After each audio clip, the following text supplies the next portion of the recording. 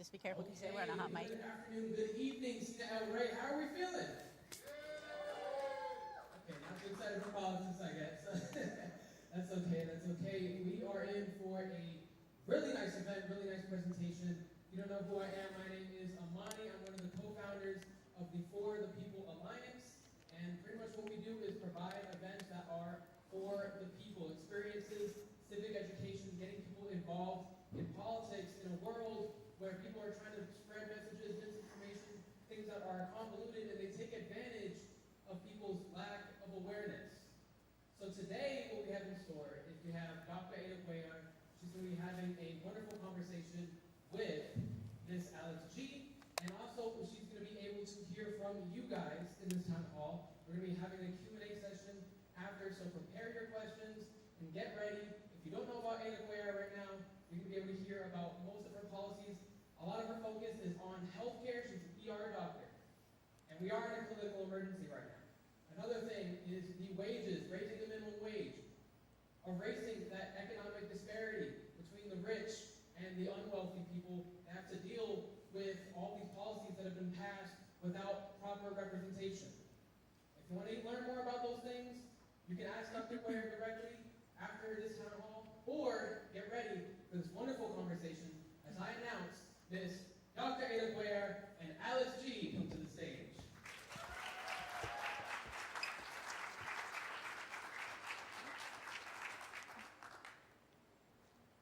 My water here. Are these on?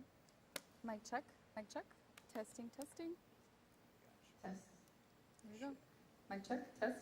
Hi, how is everybody doing today? Okay, I understand it's a political event, but let's make the most of it. How is everybody feeling today? Yeah, there we go. I am super excited to be here, and I'll introduce myself in a second, but I first wanted to prompt you to look around the room. If you can look at who's next to you, who's behind you, and you might notice familiar faces, some new faces, but I just want to say thank you all for being here today.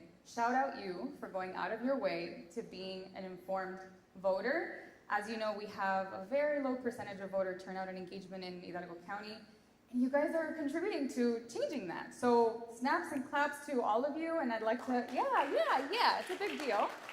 And I'd like to also prompt you, if you're so inclined, to look at your partner and tell them, thank you for being here today. Yeah, that's beautiful. Dr. Cuellar, what do you think of your crowd?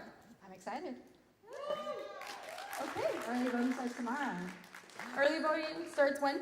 Tomorrow. That's right. All right, okay, well, let's take a seat. Thank you guys so much. I will go ahead and introduce myself. For those of you that do not know me, because like, why would you know me? I am Alexandra Gonzalez. I am a District 15 constituent. I am a former educator from Austin, Texas. Well, in Austin, Texas, I'm from here. I was a teacher at Idea Public Schools for about 15 years. How many years? 15? That's not true. How many? 5 years. 5 years. I am an advocate for education and school choice, and I am admittedly, a newly civically engaged member of the community. So civically engaged that I recently co-founded a collaborative learning and action group with one of my friends called The Shift that is designed to help women move through those feelings of hopelessness and overwhelm with the very unattractive and very unappealing sometimes and confusing political, just anything that has to do with politics, right?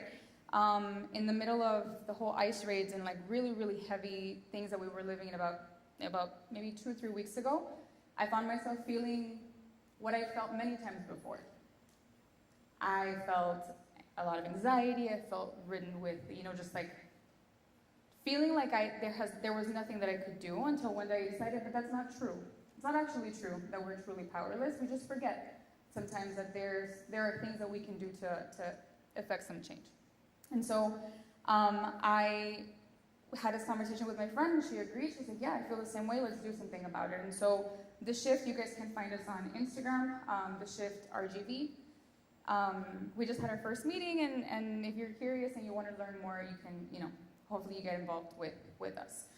I'm curious to know, before we talk with Dr. Cuellar here, how many times has anybody in this room ever felt, my vote doesn't matter, I don't know what I can do? I'm seeing you already. I'm gonna raise my hand too. Thank you, and I feel that. This is why I decided to start with shouting you out for even being here. So thank you for that.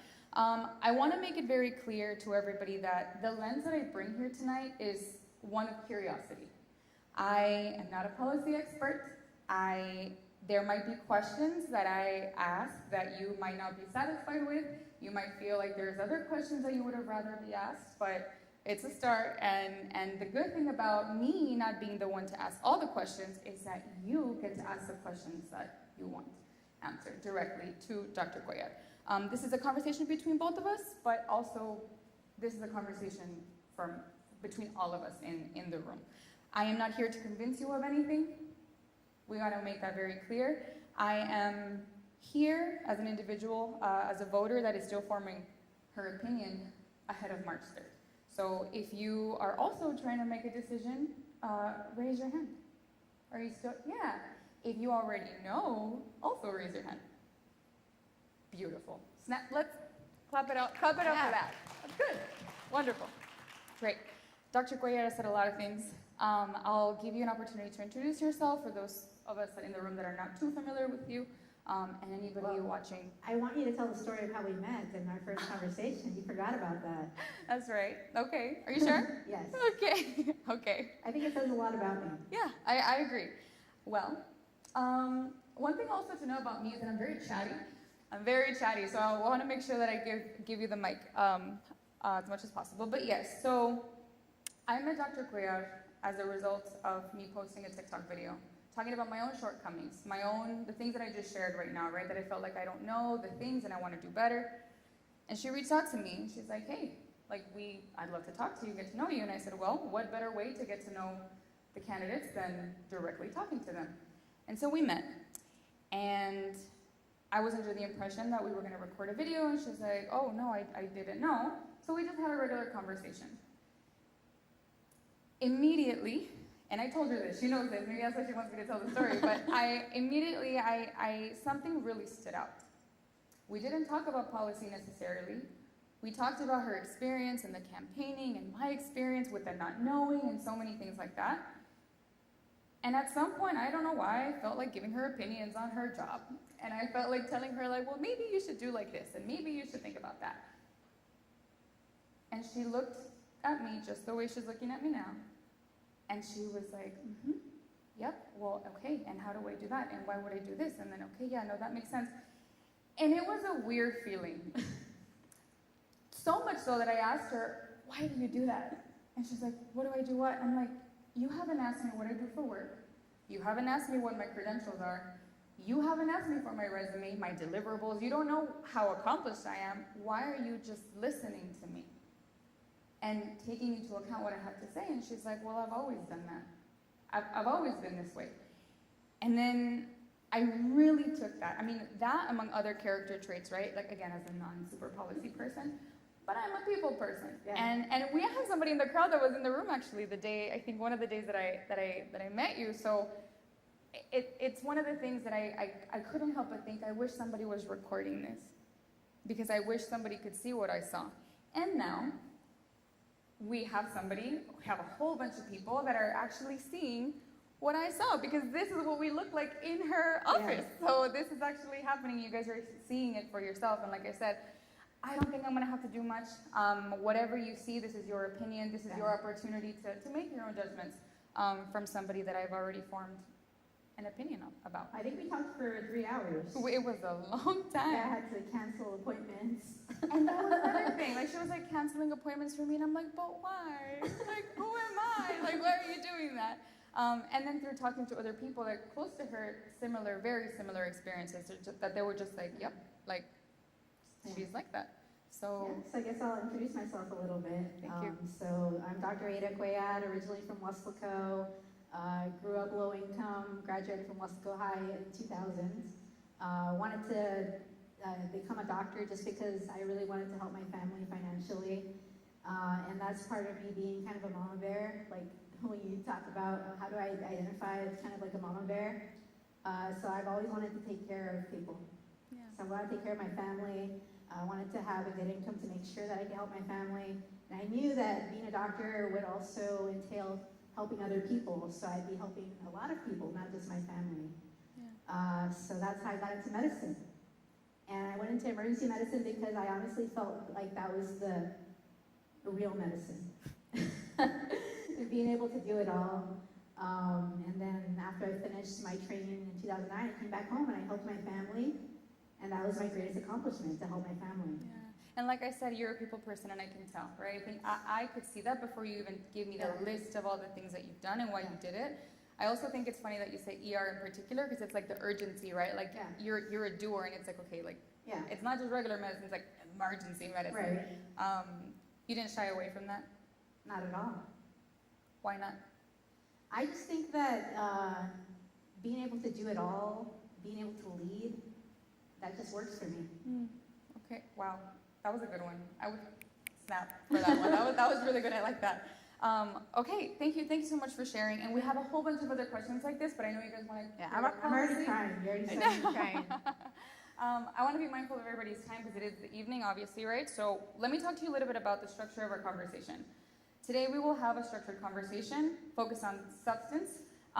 We will aim to cover all of these major issues such as immigration, healthcare, climate change, the economy, education, and accountability, but we will prioritize depth over speed. And I say that because it might be that within the next 50 minutes or so that we have left, I might not get to all the categories of the topics, but that's the objective. That's going to be the objective. And if it doesn't happen, please make sure that you are taking notes and ask, like, as I'm talking about a topic, you're like, oh, she missed this. Write it down. For real, write it down. Raise your hand if you have any note-taking devices on you right now. Love it. You guys, you're so prepared. Is anybody a pen paper person? I see you. Awesome. Okay, so that's going to be a little bit of the structure, and let's get into it. So before we dive into policy, something I've told you before, and I've told multiple people about candidates. I think it's very important to kind of humanize them, right? Like get to know the person behind the title, like under the role and things like that. So before we do that, let's do a quick little icebreaker. Raise your hand if this is your first town hall ever. You guys, oh, you see, I don't even know you, and I'm already super proud of you. That's amazing, me too. Raise your hand if you've done these before. Wonderful. Okay, no pressure. This is my first, so I hope it's not too bad. But great, good to know. So I want people to get to know you like more as a person. So other than doctor as a title, Democratic candidate, as identity markers, you are also a mother, a daughter, and a sister. If you could describe yourself in one word, let's start with mother. If you could describe yourself as a mother in one word, what would it be? I decided it's one word for all of them, which is mama bear. For all of them? Right. Okay, tell me how do you show up as mama bear for mother? What does that mean to you? As a mother myself, obviously I protect my daughter. When I see something that's going wrong in school, when I feel the education isn't strong enough, I speak up. So it's all about protecting her and protecting her. You're one of those moms that the teachers are like, oh no, like Miss Cuellar, like. No, actually not. Okay. Okay. I really respect teachers, and I know that they're doing a great job, but certain things like, for example, the AR program. The accelerated reader, I'm very against that. Okay. I'm very vocal about that. Okay, let's put a pin on that. Let's come back to that. What about daughter? You said mama bear as a daughter. What does that mean? I'm still a mama bear in that situation because remember that I went into medicine to be able to afford to help my family. And so I help my parents financially. My mom in particular, I provide all of her support. I bought her last 2 vehicles. So I'm still mama bear there. Yeah. I'm a provider there. Was there, what did it feel like to be in the middle of doing all of that? Because it could not have been easy. I'm proud of it. Oh, that's good. Yeah. Was it hard? No, not at all. That's what I wanted to accomplish the whole time. Okay. What about as a sister? Mama bear is a sister. Well, I have 4 younger brothers, so I'm kind of the mama bear there. You're You're the only woman in your... I'm the oldest and the only girl. Oh my gosh. So I'm kind of like a mom there too, as far as providing advice, sometimes providing money, providing trips to Hawaii.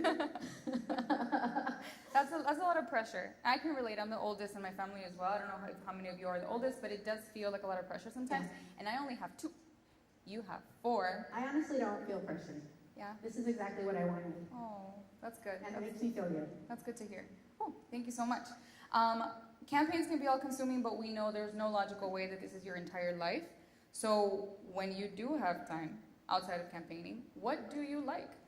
Talking to my brothers. I talk to my brothers a lot. The brothers that give you all of that work? I like to watch sports a lot, but I will say that I've not been able to watch as much. Big NFL and NBA fan. Okay. Did any of your teams go to the Super Bowl? No, I'm an Eagles fan. Sorry. Is anybody here an Eagles fan? I saw some faces here. Hey, we got an Eagles fan for real? Okay. I mean, I did my residency in Philadelphia. So I lived there for 3 years, so that's the reason. It's not any other reason. Okay, Like that a makes strange sense. reason. And I like reading. Oh, great. What's the last book you read? Last book I read, that's a good question. I think I'm in the middle of a lot of different books. I'm one of those. I think right now the last one I really read was a law school book. Dr. Cuellar. That's like not fun. I thought it was fun. But you know what? Good on you. Good on you because you are informed and you are qualified and you're doing all the things and it takes a very special person to do that. So, but I'm glad you find that fun. Books for me are such a big thing that when I talk about the goals I had in life, one of them was to afford any book that I wanted to buy. Oh, really? Really? Do you remember the first book that you bought? Do you remember? I don't remember. That was okay. I have a lot of books now. Gotcha. Love that. Any readers in the building? Like actually, you guys. I love that. She loves this group. I do. Okay, so now we're getting closer and closer. We're getting close to the end of the personal section. But people want to hear about the policy. Yep, and we're gonna get there. But before I do that, I think this is a really important question that I encourage everybody. If you have the opportunity to talk to a candidate, at all, ever, if you can ask them, you should ask them this question: what is your why? Why did you do this, right? Because before you were a candidate, anyone was candidate so-and-so. You are private citizen, so-and-so. You are doctor, so-and-so. You are just one of us. And then one day you decided, I want to take on this really big role and, be super responsible for all of these things. It takes a very particular kind of person to do that. It takes a mama bear. It takes a mama bear, I guess so, yeah. and I wonder, why did you do it? Why? Well, first of all, I want to point out that the person who suggested it to me was not a politician. It's my brother Nathan, who's an electrician in Westlaco.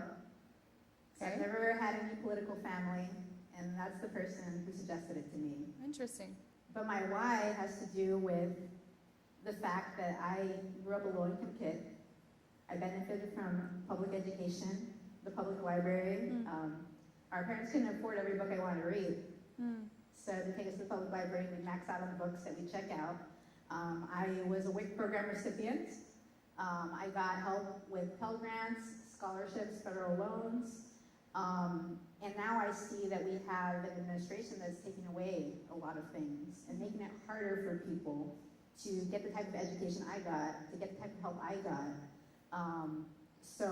It really bothers me to think about the fact that there are other kids like me who may not be able to do what I've done.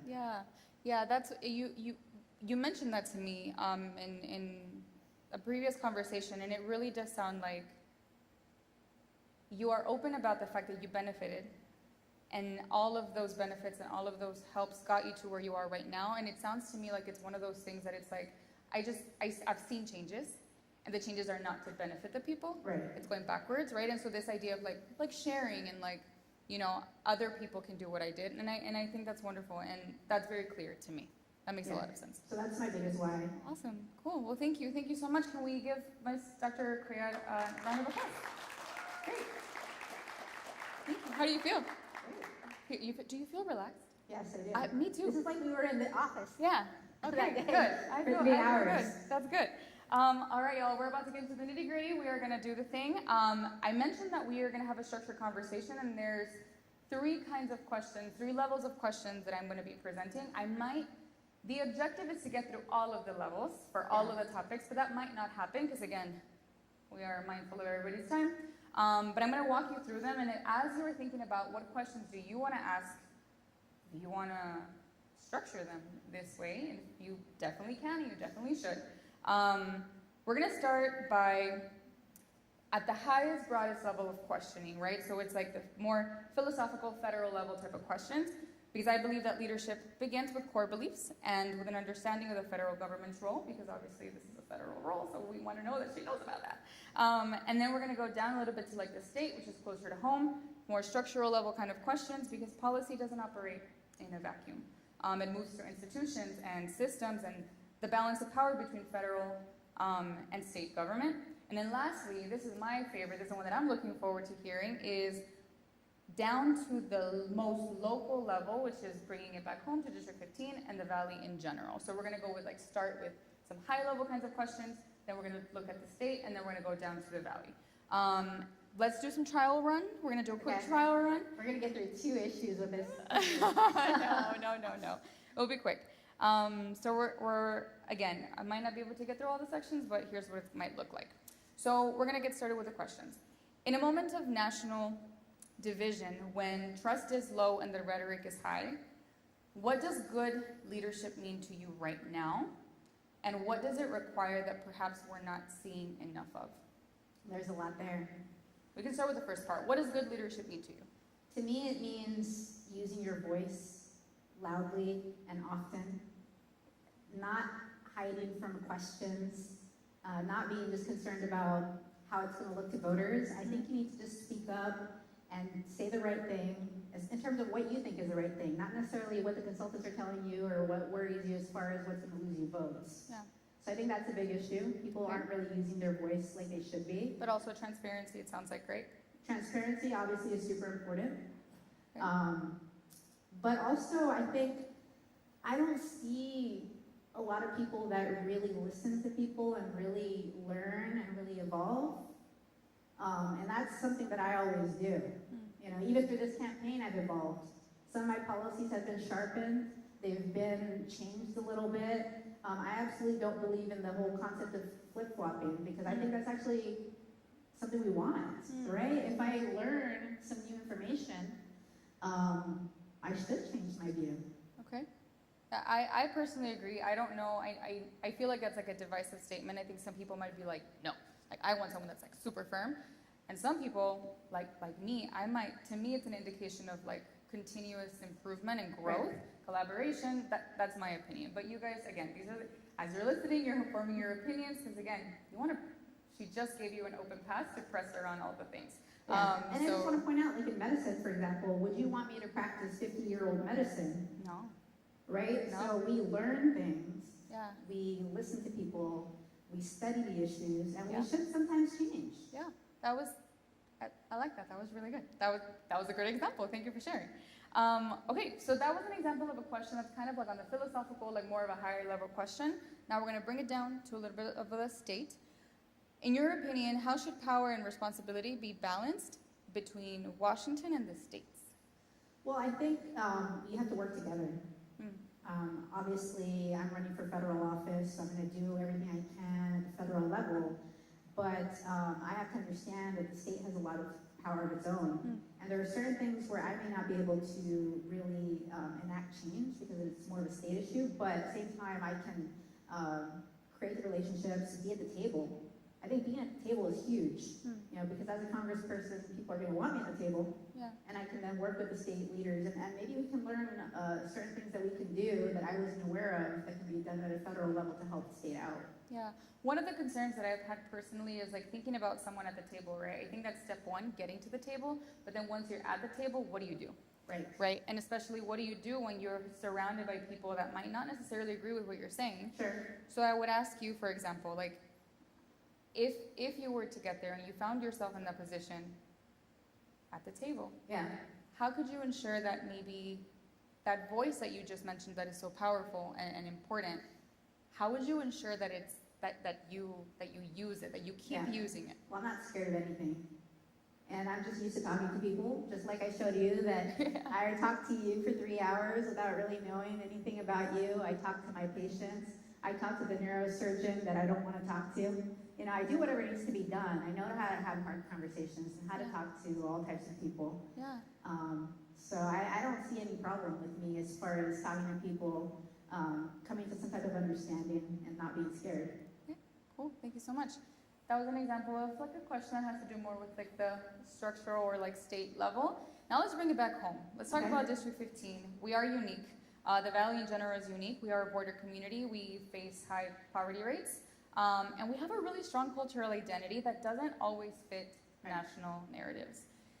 What do you think, and I want you all to think about this as well, what do you think people in Washington misunderstand the most about the Valley, and how would you correct that? Yeah, so this is something that's been coming up a lot because a lot of people are commenting on this race that are extremely out of touch with this district.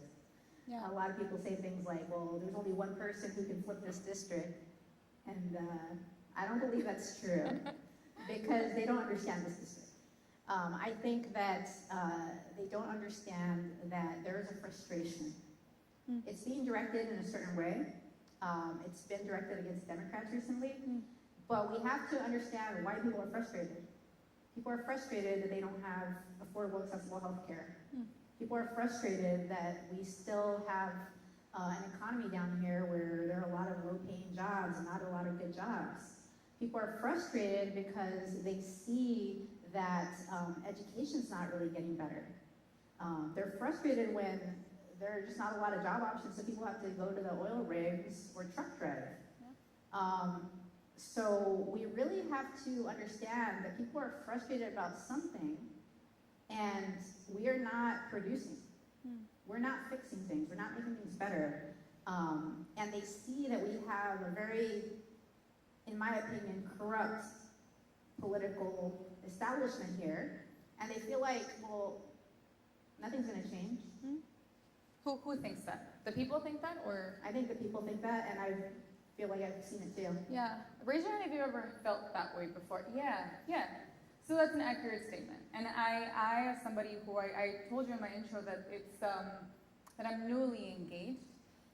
I really have only been in this for about 3 weeks, and I've already felt it, and I've already seen a little bit of that. So it doesn't surprise me that you guys feel it as well. Right. So what I'm hearing from people is that they don't necessarily want a person who is like very conservative. They want someone who's a fighter. They want someone they know is not going to be corrupt. They want someone who's not with the establishment. Because at the end of the day, people just want a better life. Right. It's not about, all these little, it's not all about all these, things that Fox News tries to bring up as issues. It's just about they want a better life. They want to be able to afford health care. Yeah. I think you very clearly stated what Washington might misunderstand or have wrong about our community. And I've mentioned this many times before in my social media. I've said, I think the RGB could use a rebrand. I think we could use reclaiming our narrative, because we're the ones that are here, right? We shouldn't have other people give them the power to talk about us as if they knew us. They're not here, we are. But I'm curious to hear, the second part of that question was, how would you correct that? How would you let them know? How would you let people in Washington know? What would be the first step to be like, all of these things that you think, it's not right? We got to new Democrats that are not establishment Democrats, haven't been chosen by the establishment, and that's how we start taking our power back, and that's how we change the narrative. Okay. All right. Well, that was great. That got some people fired up. And I'm happy, and I'm so happy because honestly, like I said, we're having the conversation, but this is for all of us, right? So the more engaged we are together, the better this experience is going to be. Americo, I think, is up here in the front. He got riled up a little while ago, and he was snapping up a storm over here. So I encourage you to do that. If you hear something that you agree with and that resonates with you, let us know, right? We want to know that the support is there. We want to know that that we're all kind of on the same page. So thank you. And I want to point out too that there's a narrative about me that Washington created. Oh, yeah. They say that I cannot flip the district without knowing me. Wait, hold on. We're going to try this again. We're talking about engagement, right? So you're going to say that, and then we're all going to go oh, ready?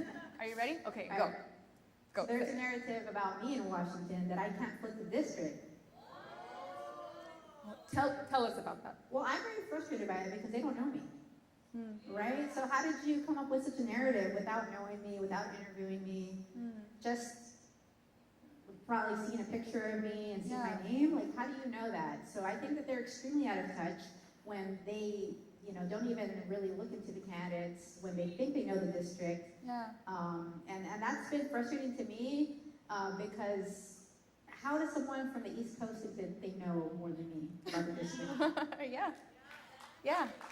Have you had instances where you or your team have reached out to get the word out, right? Because I think as a candidate, you want to win. Yeah. Have you had instances where you've reached out and maybe you've been like, we don't, like rejected necessarily, or they've been rejected the whole time? They don't want me because they have this narrative themselves. What is it? The narrative is just that I'm not a conservative Democrat that's a Tejano singer. Dr. Freya. Dr. Freya. Okay. Well, I kind of want to go down that rabbit hole, but we have some other topics to cover, Right. so we're going to transition to policy. I'm But very thank you, transparent. and I see that, and I think we all see that. So, but thank you. I really do appreciate that. I think personally, like that is one of the values that in general, in all of the areas in my life, anybody that I meet, that is one of the things I look for. Yeah. I do value transparency, and particularly in an area where people feel like corruption is very much alive. So I appreciate that. Thank you. Let's go ahead and then transition to policy. Let's clap it up for policy because that's what we're here to hear about. Ultimately, we've learned, I think a lot of us have already picked up a lot about like the way you think and your values and your character to some degree as well. But ultimately, campaigns aren't about just philosophy. They're about decisions. They're about votes. They're about priorities. So for this next part of the conversation, we're going to go ahead and talk about some of the biggest issues that our district faces. And we're going to talk about, and I want you guys to think, I'm going to ask the question, I want you guys to think about it. We're going to start with an issue that defines our region almost more than any other region in the country. And I want you to think, what issue do you think that is? Just hold it. Give me a thumbs up when you got it. What do you think the issue is? Immigration. So we're going to go ahead and start with immigration. Okay. This is something that shapes our economy, our families, and our identity as border community. So we're going to go ahead and start there. Okay. Starting at the top level, remember our structure, we're going to start at the top and we're going to work our way down. What should the federal government's ultimate goal be in regards to immigration? Should it be A, restriction, B, reform, or C, integration? I'm for reform. I think the immigration system needs a massive reform. First of all, I'm for abolishing ICE because of what they're doing. Okay. I think we can enforce the law and enforce the Constitution without ICE on the streets. And I think that we can deport criminals without ICE. I think we can find better ways, better processes. We need due process. We need more judges. We also need to work on a better pathway to citizenship for people. Right now, it's extremely hard, expensive, lengthy. So there's a lot that needs to be done because this is a nation of immigrants. They're great people. Great people. Most of them are very productive, very hardworking people that are not committing crimes. And I think that we should try to get as many people into this country legally who are productive for our society. Yeah. And I hear you and I appreciate you and I agree with the reform. I 100% because I think right now we're more on like a restrictive kind of punitive type of approach. But when I hear people say like abolish ICE, right, which a lot of people love, a lot of people support, I wonder, then what's the alternative? I think the alternative is what I touched on before. So basically use other agencies to enforce, such as Border Patrol, such as the FBI, because really the goal should be deporting criminals and then giving the people who are not legally here but who are not criminals due process and a pathway to citizenship if possible, or at least a visa if they're working. Gotcha. Yeah, so the pathway to citizenship. Snaps for pathway to citizenship because I feel like it's been a while since we've heard that, and that's comforting, right? Like that feels good to hear. on the topic of ICE, so ICE and federal enforcement actions have been on everybody's minds. Obviously, that's one of the reasons why I'm even here, to be honest. It's one of the topics that kind of got me fired up. The rhetoric, specifically nationally, has often portrayed immigrants, particularly Latino immigrants, as criminals, the worst of the worst. They use words like invasion and like terrorists and all these crazy things that we hear. Being from a border area, do you believe that Democrats have done enough to push back against this narrative? No. They don't do enough about a lot of things, honestly. That's why we need people like me. Yeah. So what responsibility do we have as Democrats or elected officials, right? Yeah. From the party to create a different story about our communities? I think we just gotta talk.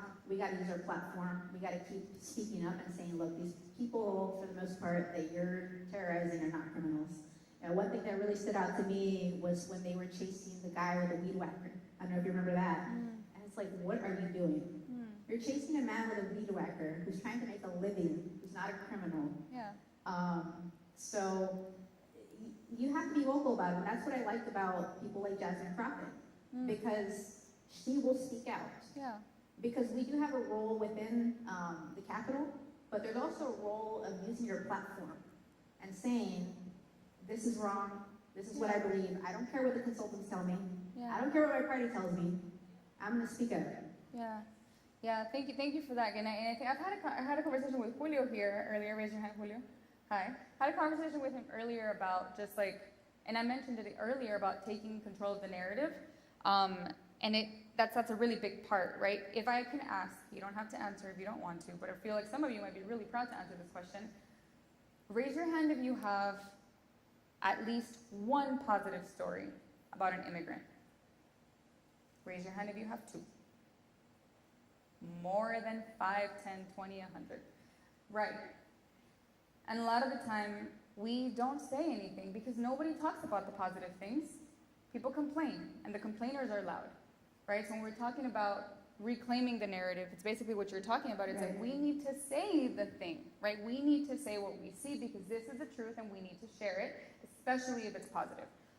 So anyone, I feel really passionate about that because it's one of the things that I personally have been trying to do, even at the smallest level possible, just sharing any positive thing we have going on. So I appreciate that. Thank you so much. You've taken a clear position on this issue of ICE. And maybe you already answered this question, so feel free to tell me that you did. I'm all out of order now. But you've said that you support abolishing ICE. Right. What exactly led you to that position, right? Because again, I want to be sure that it's not one of those things, like those bandwagony things, right? That like it's kind of like a buzz, like a buzzword, kind of like it's a cool thing to say, like it's hot to say. What led you to feel so confident about explicitly saying over and over again, abolish ICE? Like, I support that. First of all, this reminded me of the Israel-Gaza moment and how people wouldn't say what needed to be said because they were scared of losing votes. And I think we need to stop doing that, and we need to take a stand when it's the moment to take a stand. And going back to how I said that I consider information and I evolve, I tried to think of it in terms of we need to reform ICE, but then when I saw what happened to Renee Good, especially when I saw what happened to Alex Petty, when I saw him shot like a dog in the street, like Nazi Germany, I thought, that's it. It's time for me to say that we need to abolish ICE and come up with an alternative. Yeah. And I don't know if you guys noticed that she literally just gave an example of what she had said earlier about changing your mind. Right? As new information comes up, you change your mind. You know, I was team reform and then something else happened and I changed my mind, right? And so I guess for some of us in the room, like for the better, right? So thank you for that.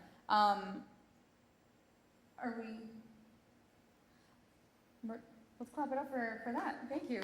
That's on innovation. Cool.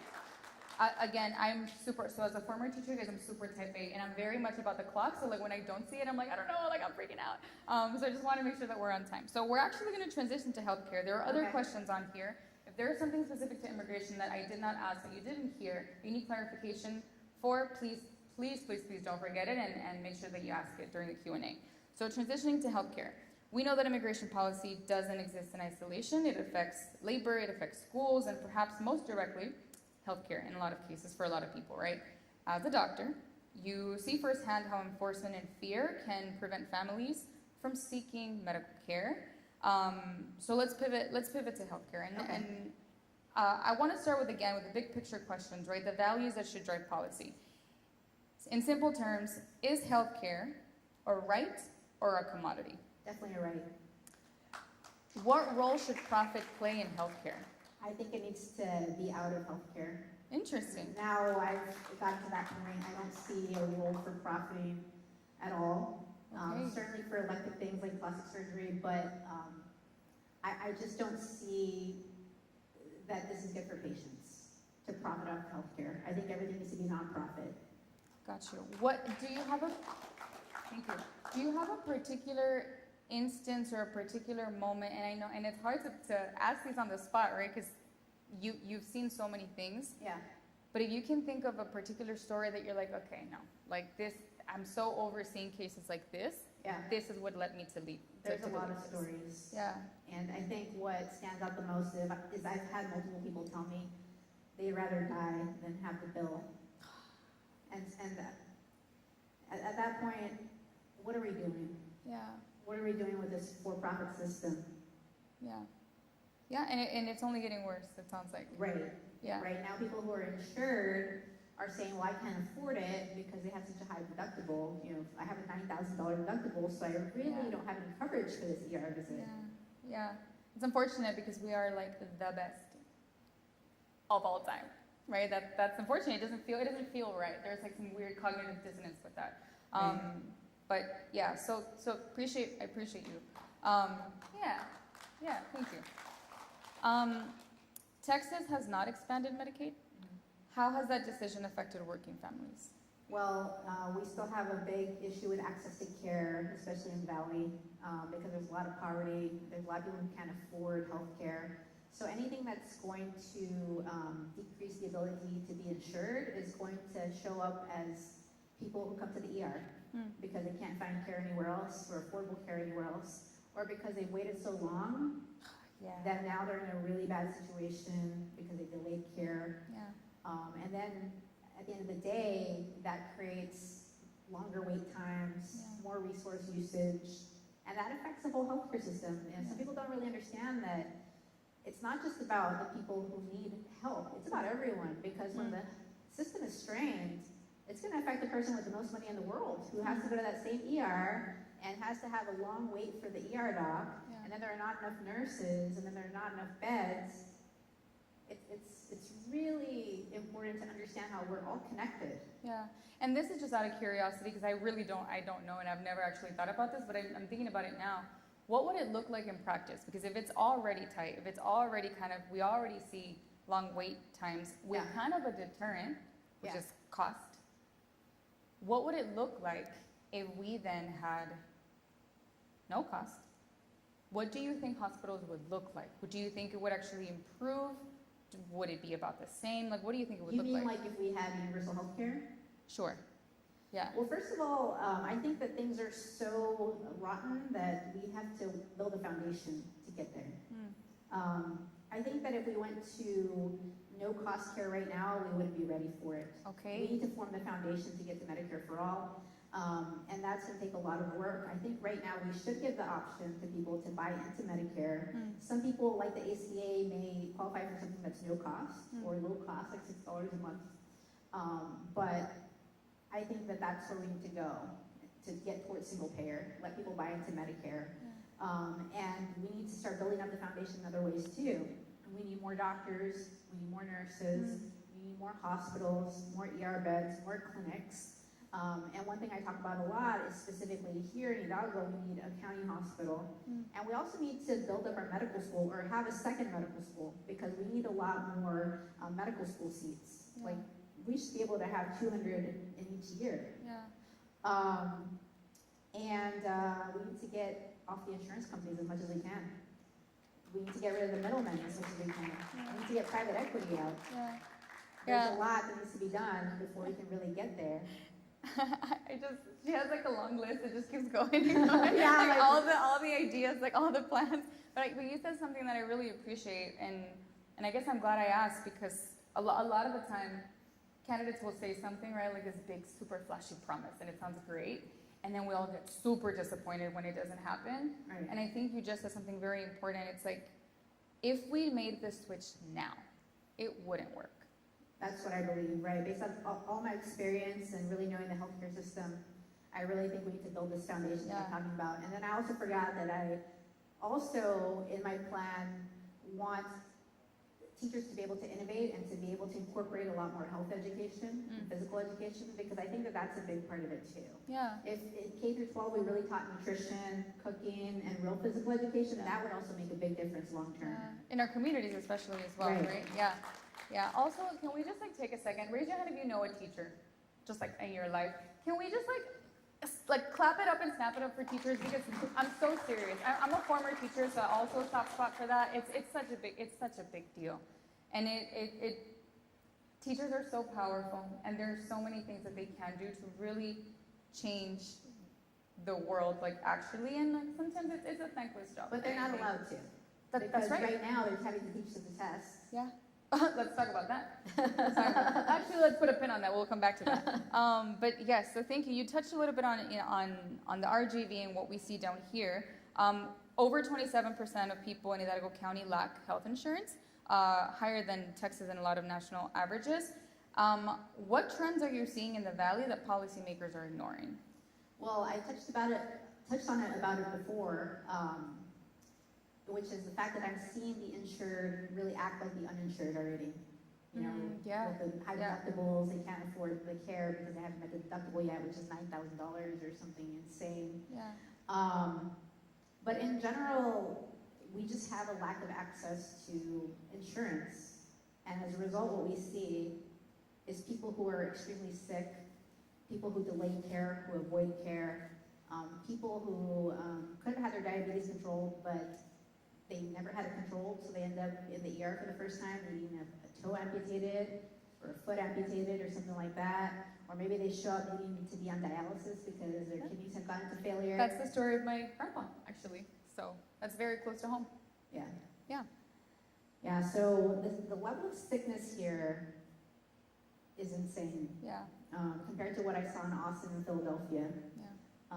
And we're seeing even more now that people are essentially uninsured when they have an insurance plan that doesn't really cover anything and has a high deductible. Plus, on top of that, we have the people who are not able to qualify for Medicaid. Yeah. Yeah. And then there's no change, and you feel powerless, and you feel. I mean, there's so many things. Yeah. So Right. Thanks for that. I'm gonna take. This is kind of an experimental question because I don't actually know if you know this already. Okay. But we'll see. We'll see how it goes. It's But one of those tests where it's the experiment question. Yeah, You yeah. should throw it away then. it's just every single one of these is experimental. What would you propose as a means to deliver immediate relief for families here in the Valley within your first 90 days in office, given everything that you've seen that should be addressed? It's a big one, but Okay. what do you think? First steps of action, yeah. I think the buy into Medicare option, because I just see a lot of people who have these really terrible health plans or who can't afford a health plan through the ACA because they don't qualify for a subsidy. And I also think that we need to work towards living wage. So if we can get legislation where we can start to raise the wage over time Yeah. to get to where it needs to be, Yeah. I think those would be huge. Yeah. So you're touching on the economy a little bit, and we'll pivot to that in a second, but thanks for mentioning that. Talking about pivots, hard pivot, you've advocated for codifying Roe v. Wade Yeah. at the federal level. How have Texas abortion laws affected women, specifically in the RGV? I'll pause there. Yeah, like how have you seen that? Well, first of all, women are dying because of this extreme abortion policy. So that obviously is a big concern health-wise. But also, it's so extreme that there's no exception for rape or incest. Yeah. And that obviously is very traumatic to people who go through those situations and don't have an option. Yeah. But I think the thing that a lot of people don't really understand, and maybe it requires being in medicine, is that this policy affects all women.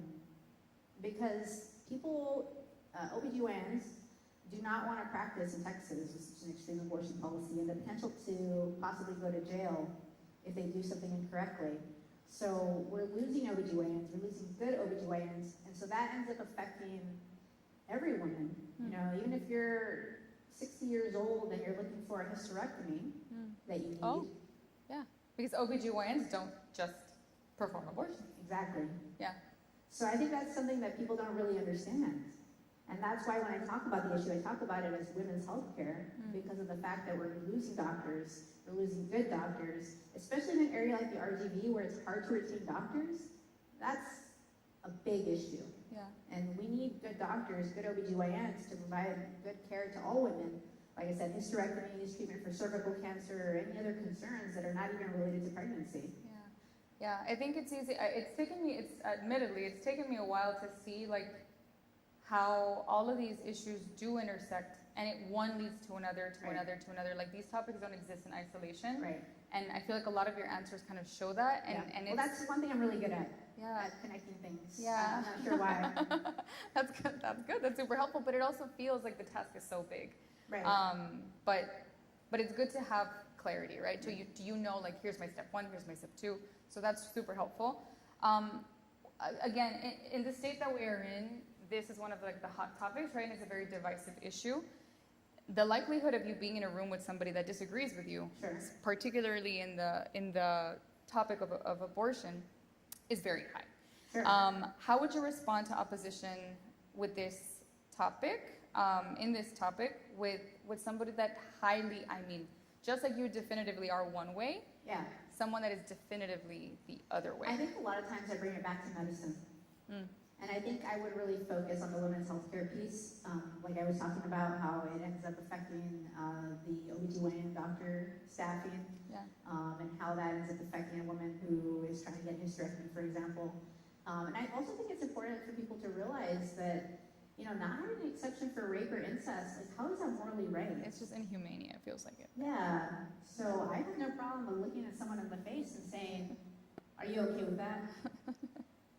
I mean, maybe they are. Yeah.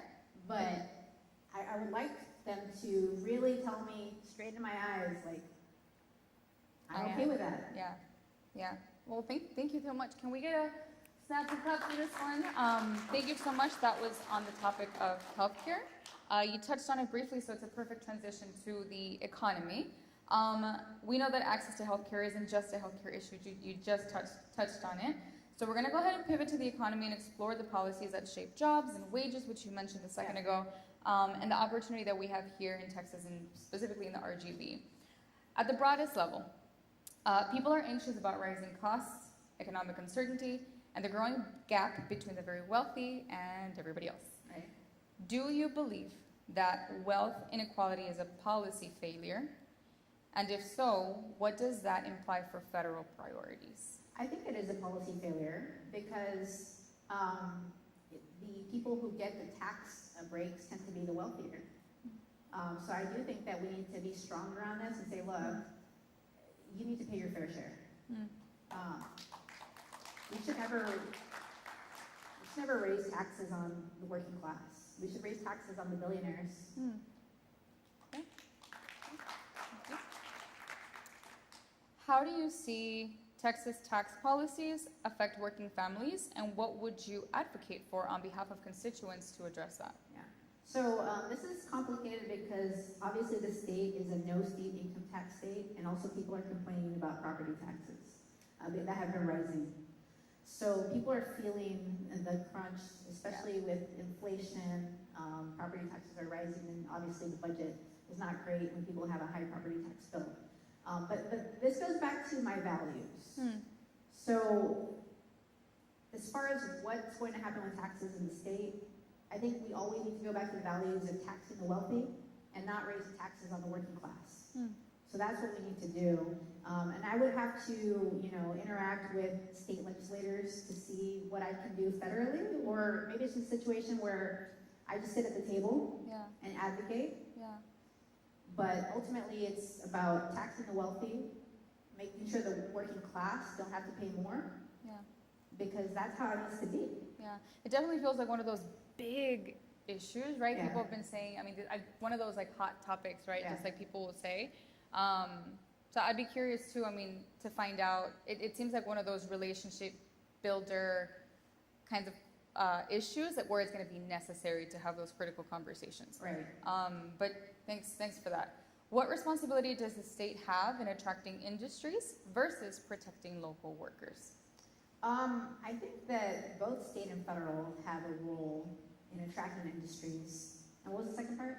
Versus protecting local workers, Protecting like at the local- expense, for example. Protecting workers, I think both have a role, and I think federally we can legislate to protect workers. I know Texas isn't the best for worker protections, so federal law is going to reign supreme. We could probably legislate some protections to circumvent things that Texas is doing, because at the end of the day, it's about the working class and the workers that really do the work in this country, Yeah. not the billionaires. Yeah, and thank you for that. I hear you, but I think this is a good segue for our next question. Okay. We're going to bring it back home.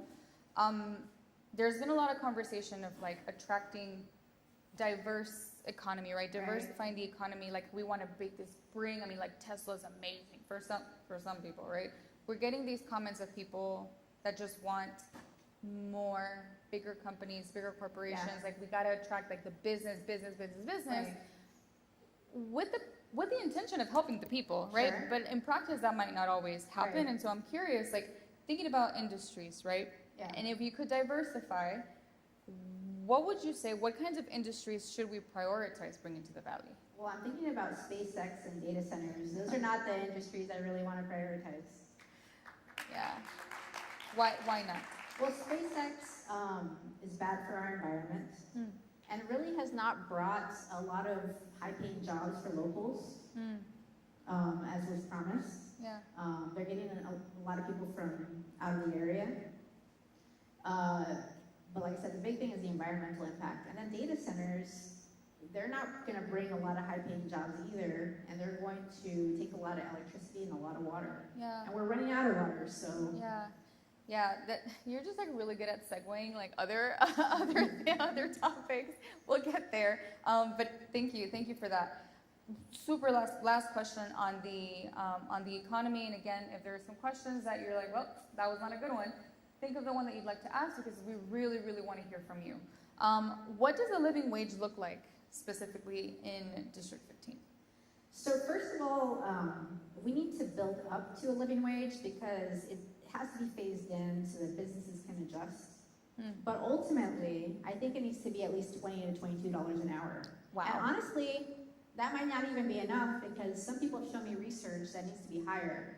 But I think that that's a minimum, $20 to $22 an hour so that people can afford to live. Yeah, I agree. It feels like a big jump, but I agree. Right, and it wouldn't be immediate. Right. It would be phased in, and if you look at a lot of the legislation that people have written, it tends to be a phased-in situation. Yeah, makes sense. Thank you. All right, so let's clap it up for the economy.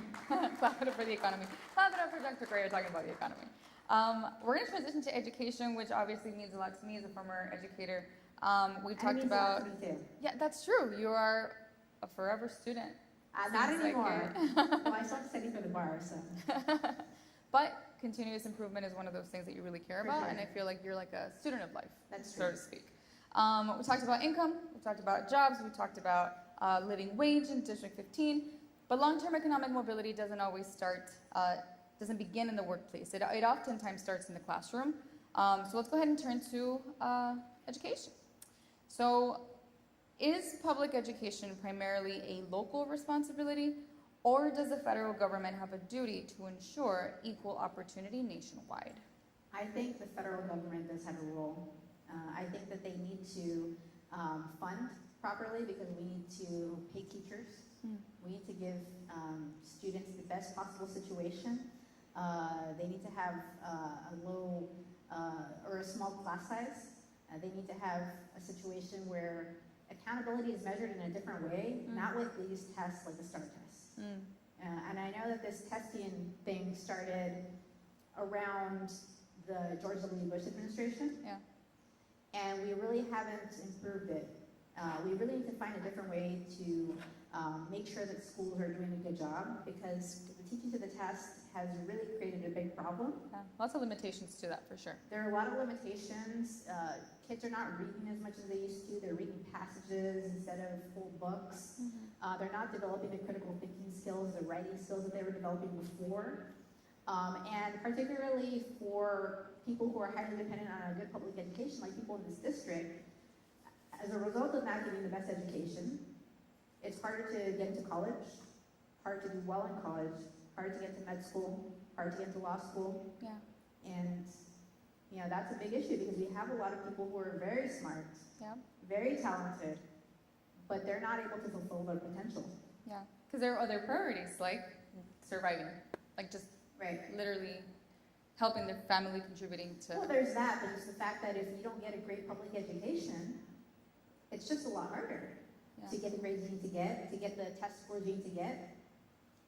And so that's a big issue for me. Yeah, yeah, cool. Raise your hand if you've ever felt like either yourself when you were a student or as a parent that the quality of education that you see is not up to par. You guys. I don't know why I asked that thinking that you guys weren't gonna raise your hand. Like, of course. So this is good. It's good to know. It's good to know that obviously like people feel this way, Right. and now we know the way you feel about this. Right. So thank you for sharing that. Texas has increased debates around school vouchers and public funding. How should the state balance parental choice with protecting public education? Well, I think first of all, you shouldn't be diverting money away from the public schools if they're not properly funded. Yeah. So the priority should be funding public education first, making sure teachers get paid, making sure students have small class sizes and everything they need. And people also forget that for the people that are different, whether it's having a disability or whether you're gifted, public school is usually better in a lot of situations. Some of these private schools, they're not really structured in a way where they're able to provide the services that public schools can provide. Yeah. And I'll tell you this, that my daughter's in a private school now, which the only reason I did was because I was worried about her, because I was so tired all the time, and I wanted her to have a small class size. They don't have gifted education or Like some differentiation. enrichment. Yeah. And I've noticed over the years, now she's in 6th grade, that she's kind of declining compared to where she was because it's a one-size-fits-all education. Yeah. And so people, I think, don't really understand that when they are obsessed with using a voucher for private school. Like, public schools actually do a lot of good, whether it's in one direction or the other, whether you're needing help with a disability or whether you need enrichment. Yeah. Yeah. For somebody that might not know, I'm curious, who benefits from vouchers? Private schools And the wealthy. that's for anyone that's confused, because I think maybe again, one of those like buzzwords, right, that we hear like vouchers. Are they good? Are they bad? Do we want them? Do we not want them? I think that's the good answer, right? So it's like vouchers tend to support people that already do have the means Right. a lot of the time. But you can fact check me. Don't believe me just because I said so. Cool. So let's bring it down to the more local, right? So in RGV, many schools face funding gaps, teacher shortages, and high poverty rates. How do we ensure students here are competitive nationally without losing local cultural identity? There's a lot there because I've been through a lot of school and I know the talent we have and what needs to be done. So this goes back to some of the things I talked about before. We need to have enough funding so that we have great teachers. We need to have small class sizes. We need to get away from teaching to the test so that kids are really reading, really developing critical thinking skills so that they're ready. It's really about providing the education that I had growing up, which is crazy because I went to public school in Westlaco, and I thought, I didn't get, like a great East Coast education, yeah. but I actually got a great education, and that's why I'm here today. And now I'm worried that kids are not getting the type of education that I got back then. Yeah, yeah. When we think about like cultural identity, for example, right? Because that might be a. You're talking about like how people feel that they can't make like it? connected. Or... Yeah, like this idea of like how can we be competitive without losing ourselves, right? So again, like you push this is my just personal opinion. We see a lot of talent in the RGV, a lot of artistic people in the RGV, Okay. right? We do have a lot of great performing arts programs and things like that, but sometimes those kind of careers are not necessarily pushed as careers to keep pursuing and to like grow. That's just one example. What would you suggest? Like for example, like how could you potentially protect or advocate for people in the Valley who have maybe other interests or like other kinds of skills, or just our life is different. Our life is different here, right? I think this actually goes to funding, because someone pointed this out to me. They said, and I don't know if these numbers are true, but they're probably close to true. They said there's like maybe one school that teaches piano. So, people here don't have the same opportunities because we don't have the funding, the resources that we have at these schools. And I know my youngest brothers are in music, and they also complain about the same thing. Like, I didn't get the advantages that other people had as far as lessons. Especially down here, a lot of people are not going to be able to afford lessons. Like or private. things. It's very expensive. That was also my story, you guys. I'm like a really frustrated dancer. So we need to have resources so that people can actually have those opportunities at public school. Yeah. To learn piano, to learn how to sing, or whatever it is, to build up our arts. Yeah. Great. Thank you so much for that. All right, that concludes our education portion. Let's go ahead and clap it up for that. Thank you guys for still being here with me. What I mean by that is I don't think we've lost anybody yet. So we're almost at the end. Yeah, I'm like, I don't know what time it is. Yeah, we're still good. We're good on time. We're almost at the end. And we're gonna take questions, right? Yeah, okay. We're gonna go ahead and take some questions. This is, I believe, I'm gonna shorten this one. This is kind of important. We're gonna talk about. I'm bracing myself because you're gonna come up with a hard one. No. We're gonna talk about climate change. Oh. Monica de la Cruz likes to talk about that. Does she actually? This is one of those topics that I think it's hard to see the direct impact a lot of the time, and I think there's a lot of privilege in not caring about climate change. And I had a thought the other day. People talk about water. I think water and like shortages and things like that here in the Valley it's a big one. But if you don't see it day to day, it's so easy to think that like people are exaggerating, like, oh, that's not true. But I feel like we see it more and more. I feel like people, you might know somebody or you yourself. So I'm curious to hear about your sense on climate change. So climate change is often described as an existential threat, but politically it's still debated as one of those like optional, non-existent kind of things. Right. So I want to ask you directly, like, do you believe that climate change is an existential crisis? Yes or no? Yes. And what does that classification require us to do differently at the federal level? First of all, Donald Trump just stated that climate change is a scam and made some changes with the EPA that are very concerning.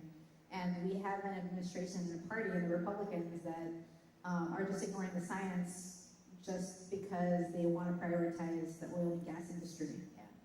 Monica Lagru specifically embarrassed us when she was at a hearing for Jerome Powell.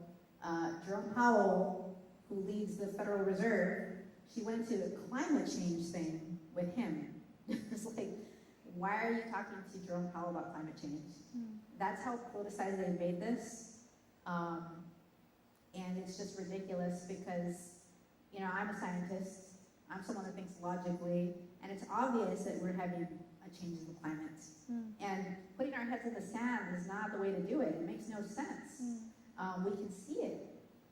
There's a lot more extreme weather events. We have times that are a lot hotter than usual.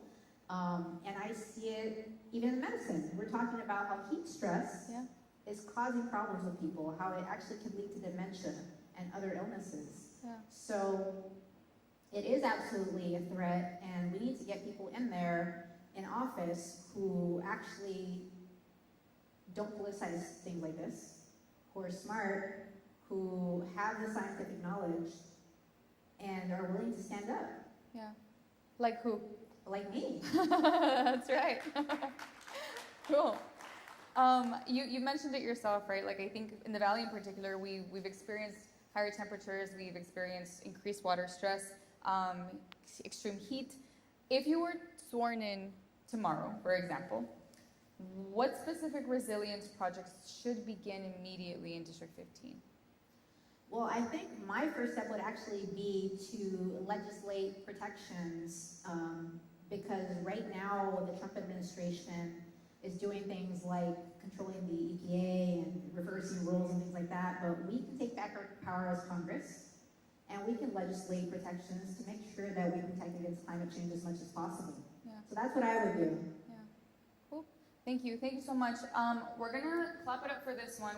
I kind of breezed through climate change because I want to make sure that we get you guys enough time to talk to Dr. Cuellar. So if you felt like there were still some lingering question marks there, please make sure that you make note of that so that we can, follow up after.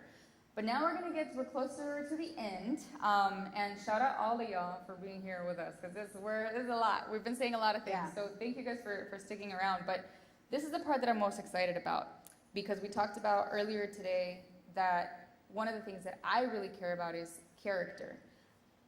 You can change your stance on policy multiple times. You can talk to different people. You can promise things all day. You can have the best intentions. But what doesn't change, I find, is character and values, right? So let's talk a little bit about more of that. Accountability and rule of law, we're going to start there. So public trust in government is clearly eroding. When Americans see ethical controversies at the highest levels of power, it reinforces the belief that there are two systems of justice. Right. One for the powerful and one for everybody else. So I can ask you, do you believe that our current ethical standards for federal officials are strong enough? If not, what specifically needs to change? And how do we ensure that accountability applies equally to a cabinet secretary, a president, a billionaire, or just an ordinary citizen? Well, unfortunately, what we've learned is a lot of this really operates on an honor code. And so you need good people who actually have a moral compass.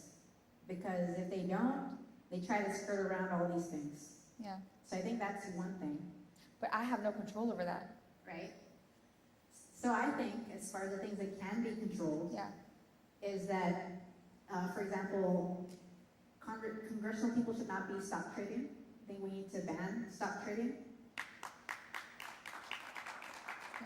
I also think that we should prohibit as many lobbyists as possible from interacting with Congress people. Because I feel like a lot of these Congress people really at this point are just doing what lobbyists tell them to do. Yeah. And we also need to have campaign finance reform. Okay. Why? For some of us that don't understand, like why? I've seen it now. Yeah. You need to have money in order to run a good campaign. Yeah. So you need to have money to be able to get your name out there, advertise, that kind of thing. But certain groups, certain super PACs will control candidates because they've given them a lot of money. Yeah. And so we need to do away with that. I think we actually need to get to a point where every campaign is federally funded and everyone just gets a fair shot. Whoever wants to run, you get a little pool of money and that's it. Yeah. Makes sense. How do we do the accountability thing, right? Like how can you ensure, or what would you do to try to increase accountability or make sure that accountability is a thing again? How do we do that? I think it really goes back to the people because, like I said, we've learned that a lot of it's kind of on the honor code. Yeah. For example, the Trump administration, we can ask them to investigate things. We can ask them to investigate the death of Renee Good, Alex Preddy, but do we really trust that they're going to investigate it properly? Yeah, and so how can we really, make sure that happens? It depends on the people. Yeah. We can have hearings, we can investigate ourselves in Congress, but at the end of the day, they still are doing what they want to do. Right? Yeah. Yeah. Cool. For families in District 15 that feel ignored by Washington, what does real accountability look like in practice? And let's think about, like, if you're elected, you have to have relationships with the people that are closer to the ground, right? So, like, what would that look like for I think District 15? for me, it would mean talking to the people as much as possible, answering their phone calls even when they're upset, doing town halls even when they're upset at you. Yeah. Because you gotta hear it. You gotta hear it. You're doing a bad job. Yeah. Tell me why I'm doing a bad job. Yeah. Tell me what I can do to improve what I'm doing. Yeah. We have to be okay with that, Yeah. right? And I think that's really in any job. We get feedback, we get criticism. Yeah. And people like Monica La Cruz are avoiding it, not doing a town hall, for example. Yeah. But why? Yeah. And to be You honest, gotta be able to take the heat. well, literally, probably one of the first things I said to you when we first met in that conversation was like, I was really disappointed by that you did. And she was just like, yep, I totally get it. And she sat there and she was like, yeah, you're right. Like, we're going to address this. And so this is real life. The way you're telling me, like, I lived it. Like, I gave you some feedback and you took it, you recognized it, and you were able to do something about it. So, Yeah. And I'm little old me, y'all. I don't have any kind of power and I don't have any kind of influence. So that speaks a lot about you. Difficult votes will come. It's going to happen. Sure. It's been happening, right? When you take a position that may divide your constituents, how will you communicate that decision clearly and transparently? I mean, I'll just talk to the people. And I think what's missing right now is we have people that vote on things and they don't really say anything. You know, for example, one thing that really upset me was Henry Cuellar and Vicente Gonzalez. There's the ICE thing recently, Yeah. which they didn't really address until they got pressure. Yeah. At least Vicente. But one thing that also bothered me is they voted on this bill that was to condemn socialism. And there was no actual improvement in people's lives with that. It was just condemning it. Like, why did you do that? I would want you to tell me why you would do that when we should be focused on making people's lives better, getting affordable health care, getting a living wage, getting kids a better education. Like, tell me why you voted for it. Yeah. Because I think you could have gone the opposite direction and explained it, why you didn't vote for it, because of the fact that you care about real things. You don't care about performative politics. Yeah. Yeah, you've mentioned a couple of times already, like, talking to people, right? Can I ask everybody in the audience, how many times have you actually spoken, how many times have you spoken to your representative?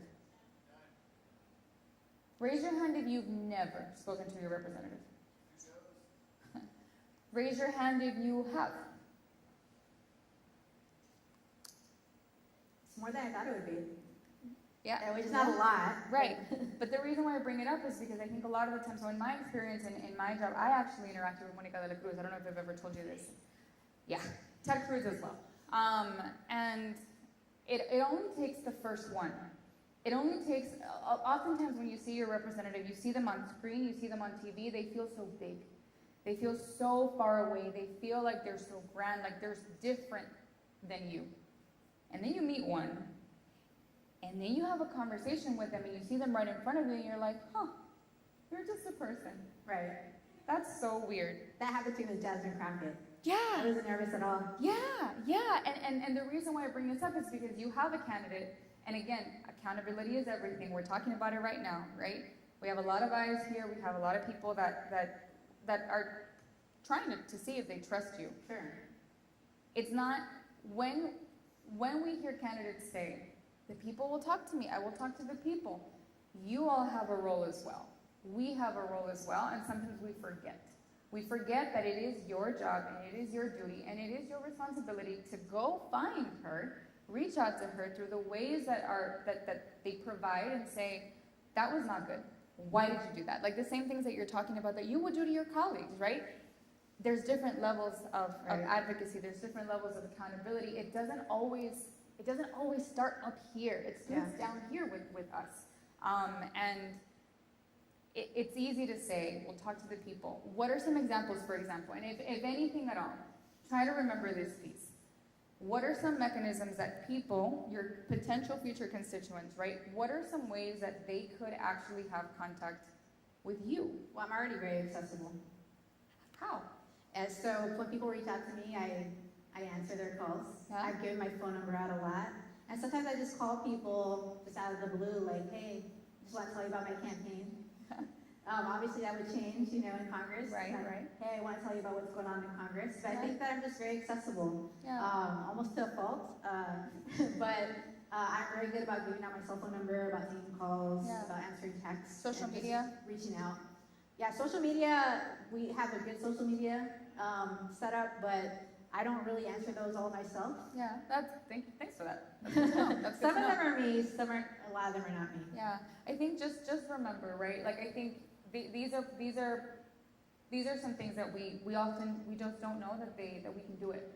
You don't know you can just email your representative. You don't know you can just show up to their office. Like we don't have that practice, a lot of us, right? And once you do it, the one time, if you actually, let's do this. Raise your hand if you've had an in-person conversation with Dr. Cuellar. Raise your hand if you have not. Raise your hand if now you're kind of thinking, I kind of want to talk to her before I leave today.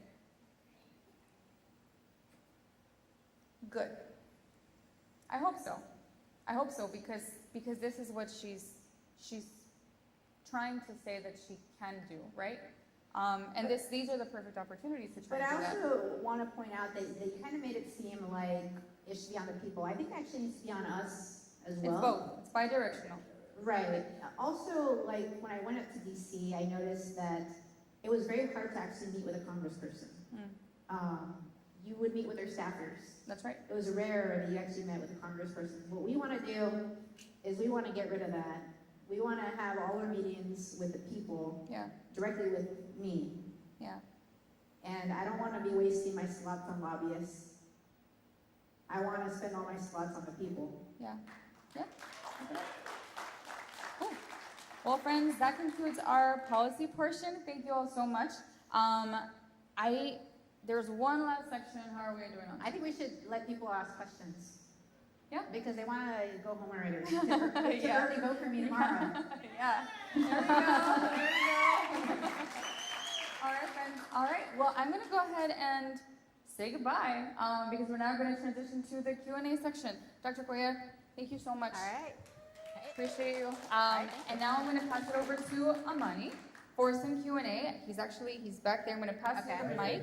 Pass you the mic over there. If you guys have any questions. They're about to ask me the hardest questions of all Yeah. time. All right. Bye, y'all. Great to meet you. All right. Okay, yeah, we're gonna go around. All right, I'll sit down. I'm more comfortable like this. Alex G. We do have a live stream going on, so I did want to get a couple from the live stream. Someone asked your thoughts on term limits for congressmen, senators, and things alike. I've actually signed on to the no term limits, to the term limits pledge, because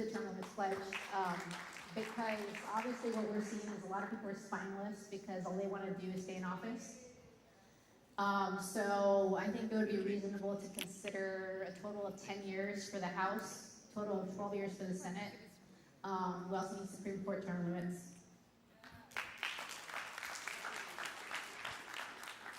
Thank you, Dr. Cuellar. Recently, here in McAllen, the mayor has approved the sale of a 353,000 square foot building that has been purchased by DHS that is to be used for the sole purpose of ICE detention. This place is now going to be used as a concentration camp to process the very people in this community.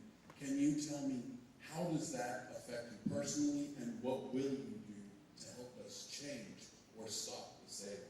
Well, personally, I want to dismantle ICE because I really do think it's a path towards kind of a Nazi Germany situation. And when you say concentration camps, that brings back a lot of terrible thoughts. Having studied the Holocaust a lot growing up because of us being Jehovah's Witnesses, and also just learning about it in school. So we need to dismantle ICE as quickly as we can. And we're also just wasting a lot of money on this. Why are we doing this when people can't afford health care? When people can't get a good education? It just doesn't make any sense. We have an administration that does not prioritize the right things. They're prioritizing this militarized ICE. I believe $75 billion was the initial funding.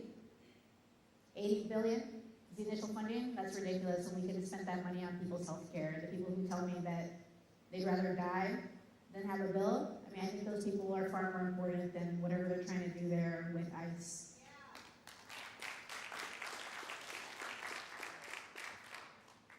Dr.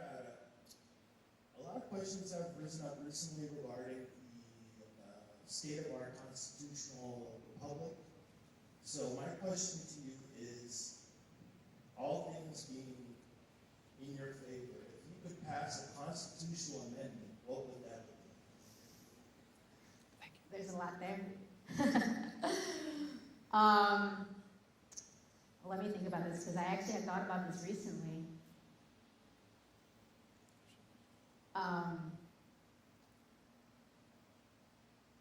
I think that we need to have a clear amendment that makes the Supreme Court justices not partisan. Because right now what we have is a Supreme Court that's super Republican, and as a result, people are living under like this super Republican rule because these justices are just doing what Republicans want them to do because they're basing it on Republican values. So I would want to find a way that we make this completely nonpartisan, because it's just crazy what's happening. You know, they're not putting any stop on Donald Trump. We have had presidents voted in because of the Supreme Court. And so I think we need to put something in there to make sure that the Supreme Court is nonpartisan. Just hold it. Dr. Cuellar, my question for you is that we haven't had this conversation just yet, and this is a niche topic. Okay. Bringing you back to immigration, what are your thoughts about the fact that we have veterans that are being deported all the time? And there is legislation out there that has yet to be signed. Would you honestly be willing to sign this and bring them home? Of course. The only way they come back is in a flat-driven casket, unless they have some type of healthcare point to bring them back. But they're denied all of their benefits, and so I just want your opinion on it. I think that anyone who served our country should become a citizen of our country. I think that I would sign on any legislation that would make that happen, because if you served our country, you put your life on the line, I think you deserve to be a U.S. citizen. Heck yeah. This is another one. I'm going to be going around. If anyone wants to ask a question, go ahead and raise your hand. This is, while I'm doing that, we got one from the YouTube live stream. They wanted to know your thoughts and stance on artificial intelligence. Okay? And are you going to support any legislation restricting its development? So I actually took a course on this in law school. So it was very interesting because there were some people in that course that felt that if we don't regulate it, we're going to be done. Like we're just going to become extinct. Like they were that concerned about it. And one thing we learned was that the EU actually has a regulatory framework. So we should really look at that framework ourselves and really consider adopting a lot of it, because what that framework does is it classifies each type of AI usage and it regulates it based on how much of a threat it is. And so we need to do that, because there are a lot of threats with certain applications. And I have seen that in medicine, for example, it's not the best thing. We really are far away, extremely far away from it being able to practice good medicine. So there's issues with people's health. There's going to be issues with national security. There's issues with people getting all of their savings, taken from them, for example, when an AI person calls them, it sounds like their grandma, for example. So we need to really consider all the possible negative things about it and regulate it properly. Donald Trump's against regulating things because he just doesn't understand a lot of issues. I mean, there's some utility to it. I think we can use it in a smart way to help us, but we have to regulate it really well because there are a lot of threats there. Go for it. Hello, Dr. Brad. At least from being here, it's very apparent and very much appreciated that you really do want to help engaging people. So what are your plans to not spread yourself too thin if elected? Well, I'm already used to being spread thin as an ER doctor, so I'm good at that. I've had situations where I had 27 patients at the same time and I juggled it. But I think at the end of the day, it's going to be having staff members that are from the district, who are in the community, who are interacting with the community constantly, so that if I need to kind of have the issue dealt with by someone else, it's going to be someone that really knows the community. I'm gonna try to do as much as I can, but obviously sometimes I need a little help. And there are people that I'm already working with now that I think would be great in DC or would be great in the district offices. I really am looking to hire everyone from within district. Can you hold it for me? Yeah, for sure. I got you. Thanks for being here with us. Yeah, of course. Listening to all the concerns. I'm just going to talk a little bit about immigration. Okay. Trump said that he was going to arrest murderers, rapists, thieves, and drug dealers, but he's arresting janitors, Right. dishwashers, waiters, construction workers. Yep. I know some of my friends who are afraid to go out, the construction workers, to go out and work. Yeah. They're afraid that ICE is going to arrest them and deport them to Mexico somewhere. Yeah. Okay? Will you introduce in November, because we'll probably have the House, will you introduce a bill almost like the 1950 Bracero program that brought people from Mexico to work the fields in the agriculture? Are you going to introduce legislation that will help these working class people that are working out there, the working poor? Are you going to have legislation introduced like the Bracero program? Well, I want something better. Yes. So, and we don't want this Operation Wetback, where they get them all back and send them back. Right. Hopefully in November we'll get the House. Right. We can introduce a bill, something like the Bracero program, but to help these people with their paperwork. Right. They can stay there. So I think we want to get something better than the Bracero program, because if we bring in people who are hard workers that are good for our society, they should be getting paid. They should be getting paid a living wage too, and they should have protections because they get exploited by people. They're afraid because it doesn't take much for someone to fire them and then to have to go back. So it goes back to dignity for me. I get that we need lower wage workers, but I also don't agree with just thinking of them as lower wage workers. I think they all need a living wage, and I think that they deserve to have a good life too. So my goal would be to massively reform the immigration system, give people the opportunity to come in, have visas, have a pathway to citizenship, but also make sure that they're protected, that they get paid, that they have a place to live, that they can get health care as well. Because we gotta remember that we're people. We gotta keep our empathy. They're not just, a workforce. They're people like us.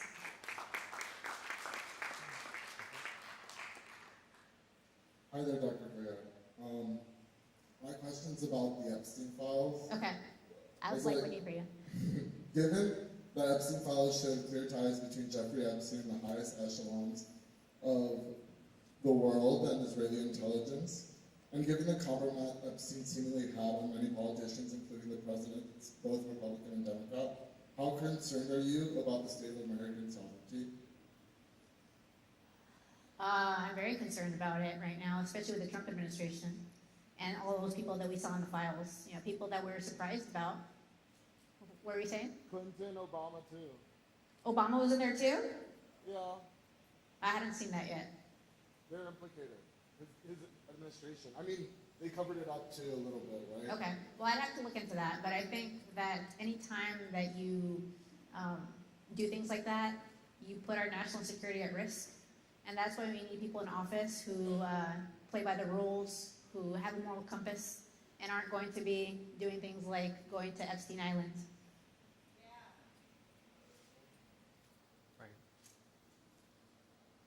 Hi, Dr. Cuellar. Hey. Like you, I've been in the medical field since 1990. Cool. ER, X-ray tech, OR, X-ray tech. I guess three things. You said you want to abolish ICE, Right. but as an ER doctor, I've worked in Brownsville in particular, where I would see people from Mexico, from Matamoros, cross over just to get free health care Yes. at the ER level, Right.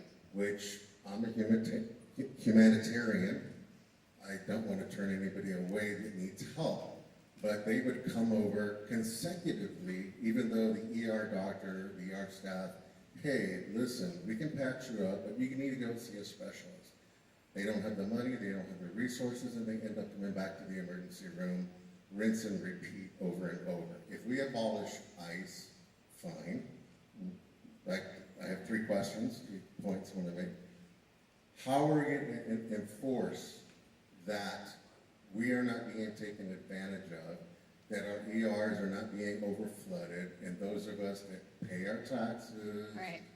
pay higher cost of living because we don't live in Reynosa. Yeah. We pay U.S. McAllen rent, and we have less money, but then it seems like we're being squeezed. Right. Right now, this Trump administration seems to be favoring the rich, big shocker, right? And then, you know, it seems like the middle class is just getting squeezed. Right. Prices are going up, everything's going up. I don't have to tell anybody this, okay. Number 2, you're from the Valley. I originally was from Houston. I moved here back in 1995. My kids were all raised in Brownsville, the Valley. They're Puro 956, but they're off and on, gone on, got educated, and they're from here. This is their home. I've seen so much corruption in the RTV. It's ridiculous. Right. Sheriff Cantu, La Joya ISD, Progreso Mayor's coke dealer. How it is so embarrassing, because when I was a kid, I was raised in Houston. We pushed. I worked with the University of Houston Mexican American Studies program with Dr. Lorenzo Cano, and we pushed for more Hispanic representations on all levels. When I came to the Valley and I saw doctors, I saw lawyers, I saw county judges, Garcia, Rodriguez, Cantu, Lopez. Wow, that's amazing. But then I saw what you guys did with that opportunity. You guys, they're so corrupt. It's like, you should be ashamed of yourself. Do you know the blemish you give the RGV? Nobody wants to get anybody from here because it's so corrupt. And then we have Democrats, and this is my point to you. How do you separate yourself from that? That's point 2. And the third one, and the last one is, I'm more of a James Tallarico kind of guy, because he's really calming to me, because I can get really excited and upset, and he has a calming effect on me.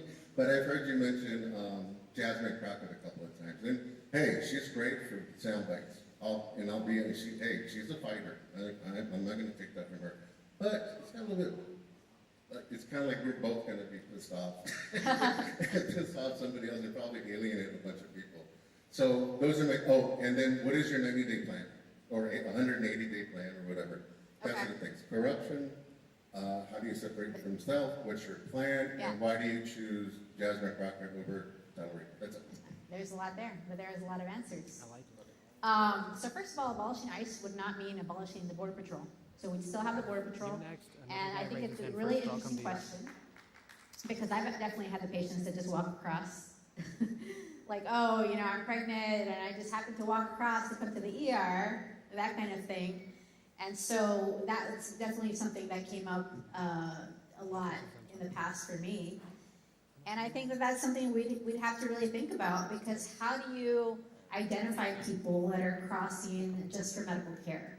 I think it can be hard to figure out.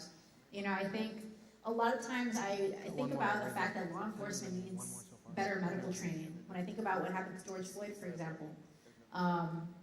So is there a world where we provide some better medical training so that people can identify, wait a minute, this person looks like they're sick, and maybe we need to assess them and direct them to a hospital in Mexico rather than letting them walk across.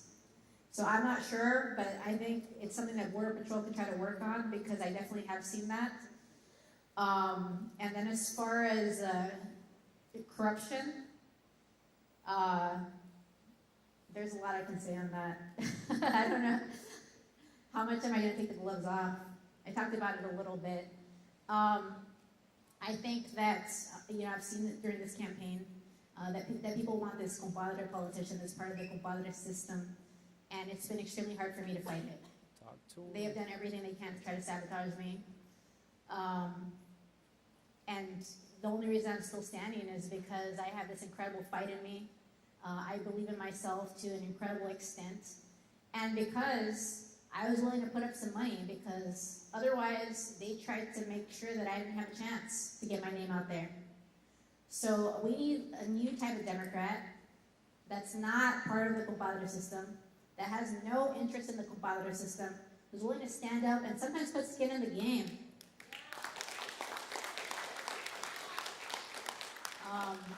Because I have no interest in that. My interest is fully on improving the lives of people. I am never going to be corrupt, because that honestly would embarrass my entire family, that I would embarrass myself. It's just terrible. And seeing it from the inside, I'm really disappointed. Really disappointed in the Democratic Party. And I can see why we lost. Because people saw it, they realized what was happening, that, you know, they weren't really being taken care of, that it was more about the compadre system. And so it's Democrats' fault in Hidalgo County. We have a question from this gentleman. Well, I We'll haven't finished all his questions yet. Sorry about that. Jasmine Crockett, I do want to say, Oh, actually, yeah, let's get to that one. Jasmine Crockett, she wasn't afraid. I was getting blocked from everyone. No congressperson was willing to talk to me, but she was the one that was willing to talk to me, because she's not afraid, and that says a lot about her. And was there another one? Oh, 180 days, we need to work on getting the buy into Medicare option and working on the living wage. Those are my two main things I want to get done in the first 180 days. Nice. We have one question from this gentleman. We're going to take one more from someone in the back. Okay. If we have time. This is my friend right here. Well, I've been maybe this is my 20th time I've been with He's talked to me 20 times? Wow. That's impressive. See, that's how accessible I am. I like how you say about when you mentioned Jasmine Crockett and the compadrismo, like, it's true. Right. But, for example, I'm 31 already. My birthday was last week. Oh, happy birthday. Thank you. I want to tell my kids in the future about like people like you, people like Jasmine Crockett, that we have real tough people to speak in Washington against oligarchies, against the establishment. So I want them like to feel safe, like feel like to believe in democracy, believe in freedom of speech. Right. Okay, my question was in foreign policy. Okay. Well, like you mentioned compadrismo, like we kind of know already, we're really familiar with that. Especially right now, the elections are coming, they don't talk to you until right now, they hey, vote for this guy. Like, it's family oriented. I know we're fighting for, like, against that, fighting against that, but in Washington, we see something else differently. It's a different world compared to the valley. Right. Where you mentioned the Epstein files, or the Ukrainian conflict, or Gaza, Israel conflict. We, like, some congressmen, congresswomen, they vote sometimes something against their own will, but because the whole party is going for it, or against their principles.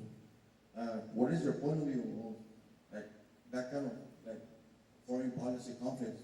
It's not affecting us here in the valley, but they're still interesting.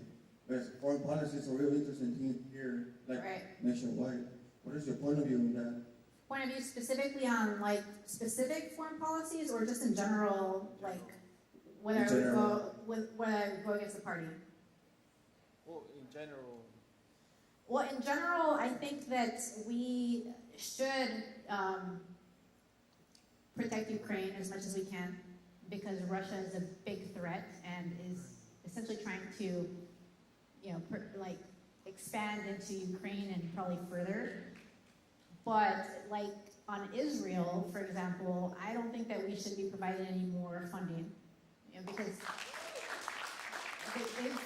they've been committing genocide, and so we should no longer support that. They can certainly defend themselves, but I don't think we should be funding them anymore when they have committed some atrocities. And I don't want to impact money ever.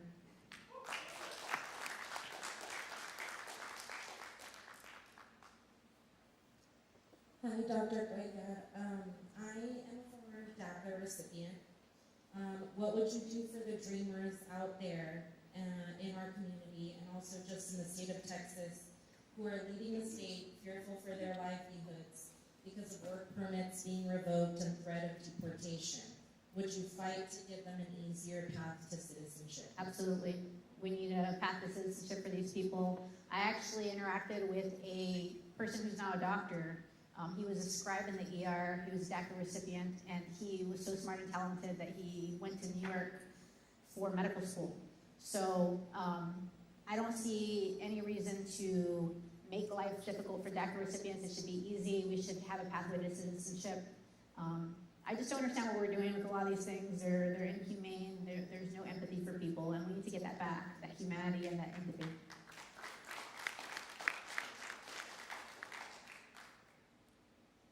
Hi, Dr. Cuellar. Sorry. My name is Carlos. It's great to see you again.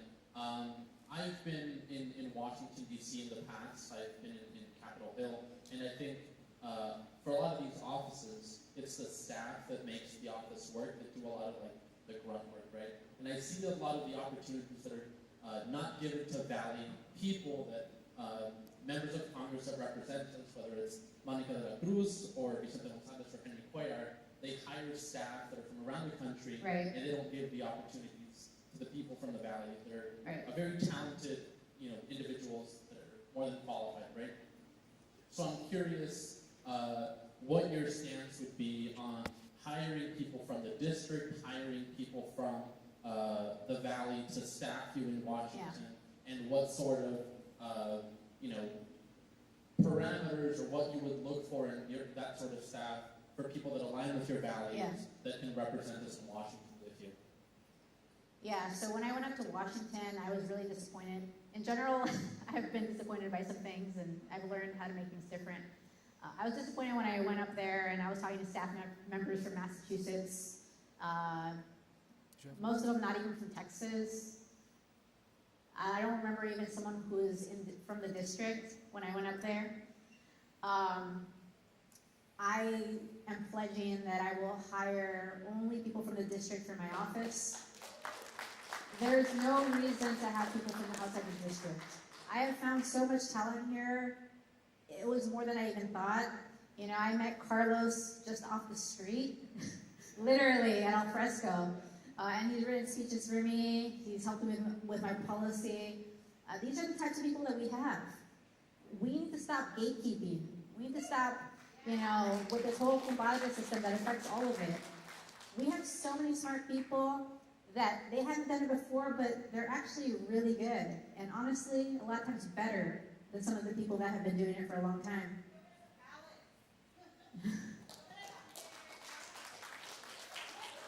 Vanessa, campaign manager.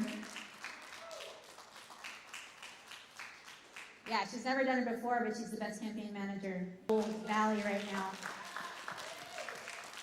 And Carlos wrote me that amazing speech that I did at the Crockett rally. But yeah, I've met so many people along the way that I'm like, these people need to come with me to DC.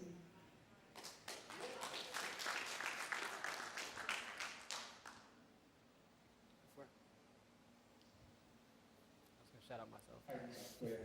Hey.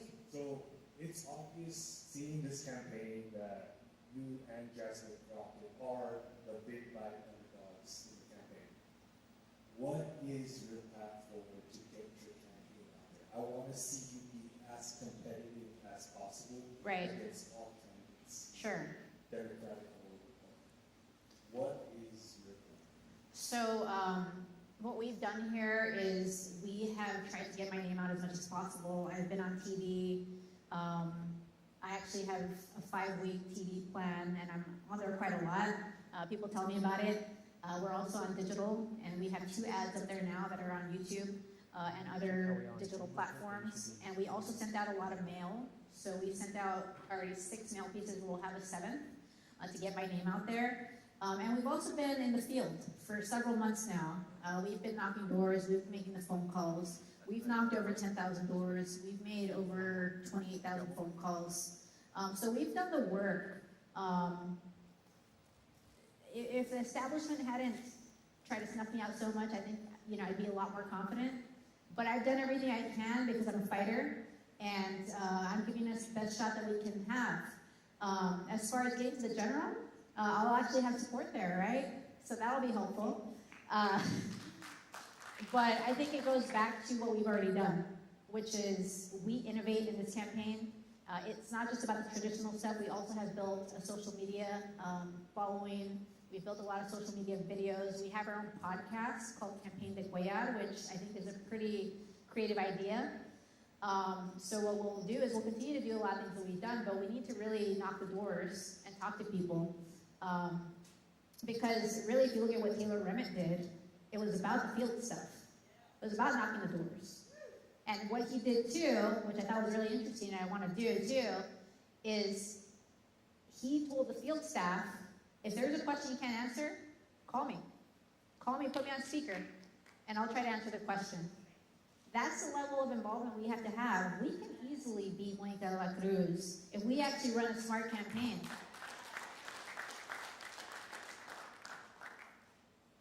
Okay, we're gonna take it away with one more question from this gentleman right here. Hello, my name is Nelson Doctor. I have a policy question. Okay. So, right now, Donald Trump and the broader neoconservative establishment is trying to reassert their version of the Monroe Doctrine, called the Monroe Doctrine, to make the Americas their playground once again. Right. So my policy question is, if you were elected to office, what would your position be on Cuba? Because right now they're doing the blockade to strangle that country, and more broadly, Latin America. I really don't think we should be getting involved in those situations.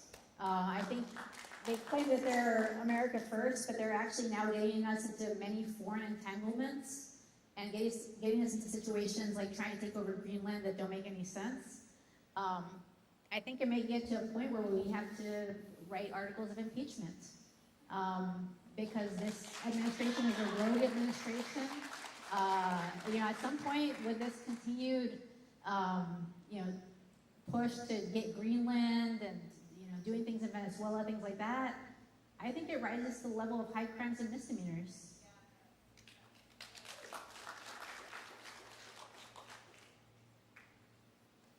All right, we're all done? Just want to see how this chair feels. Okay. No, I'm It's not that comfy, but it's not bad. It's good. That's how I describe our current state of the government. Well, I appreciate everyone for taking the time to listen to Dr. Ada Cuellar and asking such wonderful questions. Yeah, good Pretty questions. much, like she said, there's not too many candidates doing town halls trying to listen to the people. And just to remind you, who we are, what we're doing, I am Amani, one of the co-founders of the For the People Alliance. Shout out to Diana, the other co-founder. And that's what we're all about, just opportunities for the people, allowing people to reach their candidates directly. We've done events similarly with Jasmine Crockett. But that's pretty much it. A lot of people, if you didn't have any questions now, you can absolutely get with her later. Reach out. She's the type of politician to go and grab a cup of coffee with you. There's also more information on drcuellarforcongress.com. Right. And also on the Instagrams as well. Podcast, Campaign de Cuellar. And Campaign de Cuellar. If you're bored, we have a whole library, I think 19 episodes, and they're not very long, but you can learn more about me and my dog Comment. Cuellar, unedited, raw, uncut. We also have shirts, signs, more snacks all the way in the back. Go and get your Cuellar merch. It's all free. For real, if anyone's into Pokemon or Legos and things like that, when she wins, hey, you might want to hold on to those shirts. You can see some Cuellar shirts on eBay or something like that. I'm just kidding. I'm just kidding. Hold on to those shirts. Hold on to your boots. I probably will be a little bit of a celebrity because they didn't give me any shot here, and now we got momentum. I see an AOC collab in the future. I don't know. But that's pretty much been our time here. I know, absolutely. Thank you guys for coming on out. Make sure you follow our pages. It's Dr. Cuellar for Congress on Instagram. We have FTPA 4 RGV on Instagram for more events like these where you want to get politicians to hear the voices of the Valley. And yeah, if you catch Cuellar down on the field, go and ask her crazy questions. I don't know, but this is your chance. Go ahead and take it. And thank you guys, and have a good night. Thank y'all.